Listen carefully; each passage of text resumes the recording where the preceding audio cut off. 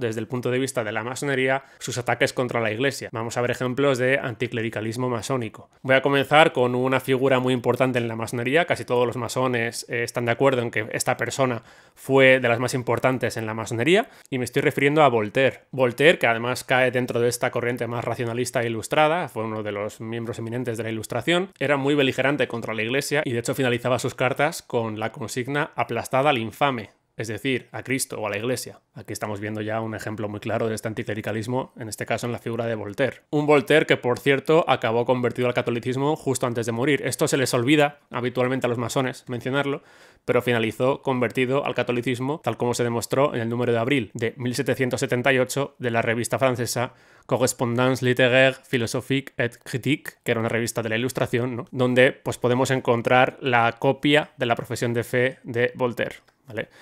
Esto es lo que decía Voltaire. Yo, el que suscribe, declaro que, habiendo padecido un vómito de sangre hace 4 días a la edad de 84 años y no habiendo podido ir a la iglesia, el párroco de San Sulpicio ha querido añadir a sus buenas obras la de enviarme a M.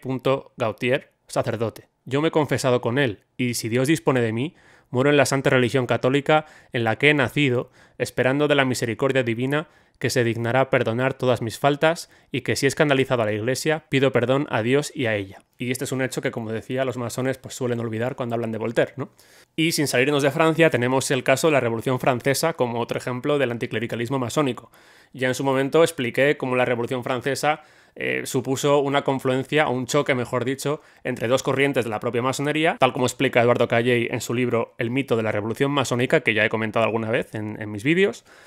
Aquí, pues, la corriente más racionalista de la masonería ataca no solamente a la Iglesia, que también, como ahora veremos, sino también la otra corriente de la masonería, en este caso la corriente más mística, donde muchos de estos masones místicos murieron a manos de otros masones ilustrados o racionalistas. Pues ya en el año 1789 comenzaron a promulgarse decretos que conducían al desmantelamiento de la Iglesia. El 2 de noviembre de ese año se nacionalizan todos los bienes eclesiásticos y el 13 de febrero del año siguiente se prohíben los votos solemnes.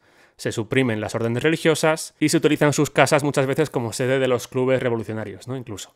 Pues en este ataque de la Revolución Francesa contra la Iglesia tenemos el caso de la guerra civil conocida como la Guerra de la Vendée. Tal como explica Alberto Bárcena en su libro Iglesia y Masonería, las dos ciudades, que tengo por aquí, esta guerra supuso un auténtico genocidio, ¿vale?, contra los cristianos que simplemente eran contrarios a la revolución y querían defender el catolicismo propio de sus raíces, ¿no? Pues Alberto Bárcena en este libro recoge el testimonio de un oficial masón, el general Westermann, que fue apodado como el carnicero de la Vendée, o sea que ya podéis imaginaros el porqué, que dijo lo siguiente: «Ya no hay Vendée. Han muerto bajo nuestro sable libre con sus mujeres y sus niños. Acabo de enterrarlos en la marisma de Savenay. He aplastado a los niños bajo los cascos de mis caballos, masacrando a las mujeres que ya no alumbrarán más bandidos.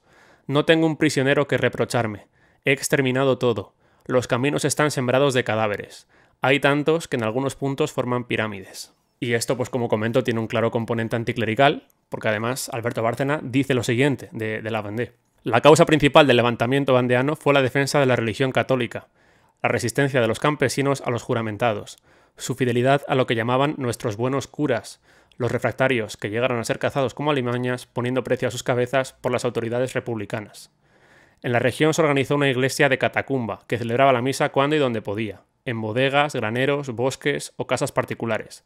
A riesgo de ser descubiertos, sacerdotes y fieles, sabiendo que arriesgaban la vida, se reunían a despecho de las autoridades y de los aborrecidos juramentados, considerados como heréticos y traidores, enemigos del Papa, lo que eran. El cargo que podía llevar a los seglares a la guillotina, por esconder curas o asistir a sus misas, era el de fanatismo, pena de muerte. Con ese cargo eliminaban franceses no solo allí, sino también en cualquier otra región. Textualmente decían: ocultar un sacerdote, aunque sea solamente un día, asistir a misa, esconder ornamentos de culto, todo ello son delitos, y los que los cometen son aristócratas o fanáticos que serán condenados a muerte. ¿Vale? Esto es para que veáis el componente puramente anticlerical de esta guerra civil. Otro ejemplo del anticlericalismo de la masonería lo podemos encontrar en la persecución de los masones a la Compañía de Jesús, es decir, a los jesuitas. Voy a dar unos ejemplos centrándome particularmente en el caso de España. El primer caso de esta persecución contra la Compañía de Jesús lo encontramos en el conocido motín de Esquilache en el año 1766. Presentaron a los jesuitas como una amenaza contra la corona y por eso acabaron con ella, porque les acusaban de ser los artífices del motín. El siguiente ejemplo lo encontramos en el trienio liberal, donde lo primero que hicieron pues, fue ir contra los jesuitas. En el año 1820 se decretó su expulsión por segunda vez. La tercera expulsión de la Compañía de Jesús por parte de la masonería en España fue en 1836 con la conocida desamortización de Mendizábal. Luego entraré más en detalle en las desamortizaciones también. La cuarta expulsión de la Compañía de Jesús fue en 1868 en el conocido como Sexenio Revolucionario, y la quinta expulsión de la Compañía de Jesús por parte de la masonería fue en el año 1932 en la Segunda República bajo decreto de Manuel Azaña. Estos son 5 ejemplos de expulsiones de la Compañía de Jesús bajo órdenes de masones, ¿vale? Como acabo de decir, también tenemos el caso de las desamortizaciones, no solamente la de Mendizábal, tenemos más. Tenemos la del masón Godoy en 1798, tenemos también la del masón José Bonaparte, hermano de Napoleón, quien decretó en 1809 la supresión de, literalmente decía, todas las órdenes regulares, monacales, mendicantes y clericales. Tenemos también la de Mendizábal, como ya he mencionado, tenemos la de Espartero en 1841 y tenemos también la de Madoz entre los años 1854 y 1856. Otro ejemplo de ataque contra la Iglesia. Y hablando de ataques, tenemos también ejemplos de ataques físicos, de matanzas, como es el caso de la matanza de los frailes, ¿vale? Esto también aparece explicado en Iglesia y Masonería, de Alberto Bárcena, lo explica muy bien, por cierto. Y la matanza de los frailes ocurría el 17 de julio de 1834, cuando estaba en el poder Martínez de la Rosa, masón también, ¿vale? Pues Alberto Bárcena explica que con el pretexto de que los curas habían envenenado las fuentes, responsabilizándoles del brote de cólera que sufría la capital, grupos de asesinos asaltaron varios conventos, dando muerte en plena calle a sus moradores. Y sobre este hecho tenemos a alguien que lo presenció y que fue testigo de lo ocurrido, como fue Menéndez Pelayo, ¿no? Que decía, hablando de la matanza de 16 jesuitas, cuyos cuerpos acribillados de heridas fueron arrastrados luego con horrenda algazara y mutilados con 1000 refinamientos de exquisita crueldad, hirviendo a poco rato los sesos de alguno en las tabernas de la calle de la Concepción Jerónima. Esto lo decía Menéndez Pelayo, como digo. Además decía lo siguiente: 8 horas de matanza regular y ordenada por un puñado de hombres, casi los mismos en 4 conventos distintos. ¿Qué hacía entre tanto el capitán general? ¿En qué pensaba el gobierno?, se preguntaba Menéndez Pelayo. Y además decía lo siguiente: nadie sabe a punto fijo o nadie quiere confesar cuál era la organización de las logias en 1834, pero en la conciencia de todos está, y Martínez de la Rosa lo declaró solemnemente antes de morir, que la matanza de frailes fue preparada y organizada por ellas, por las logias.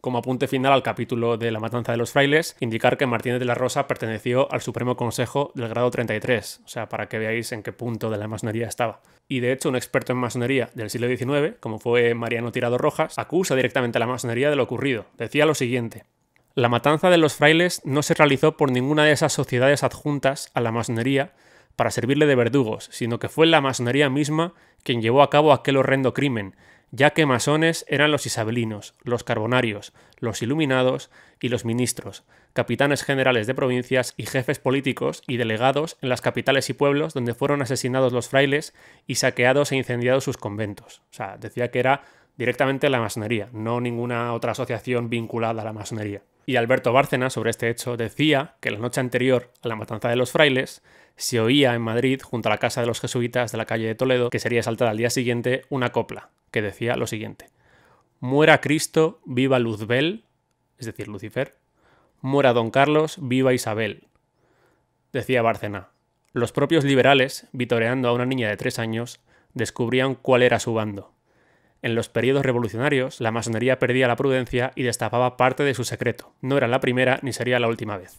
Esto decía Alberto Bárcena. Su secreto refiriéndose a la veneración a Lucifer, ¿vale? Que hablaré en otro vídeo aparte. Aquí ya os digo que no voy a hablar de este tema aquí porque es un tema tan importante que requiere un vídeo aparte, el tema de la masonería y la relación con Lucifer. Otro ejemplo que tenemos además de la masonería contra la Iglesia es directamente ataque contra papas, ¿no? Tenemos por ejemplo el caso de Pío IX, quien se convertirá en objetivo prioritario de los masones porque pretendían hacerle pasar por un masón arrepentido, él mismo, intentaron descalificarle por los medios que fueran y además quisieron arrojarle al río Tíber, ¿vale? Finalmente, ya un ataque físico, incluso estando muerto, cuando sus restos eran trasladados desde el Vaticano hasta la Basílica de San Lorenzo. Y con esto pues vemos unos ejemplos, hay muchos más, pero me he querido centrar en unos cuantos ejemplos de los ataques de la masonería contra la Iglesia, ¿vale? Después de haber visto las condenas papales contra la masonería, es decir, que vemos una constante confrontación, especialmente en los siglos XVIII y XIX, entre masonería e Iglesia.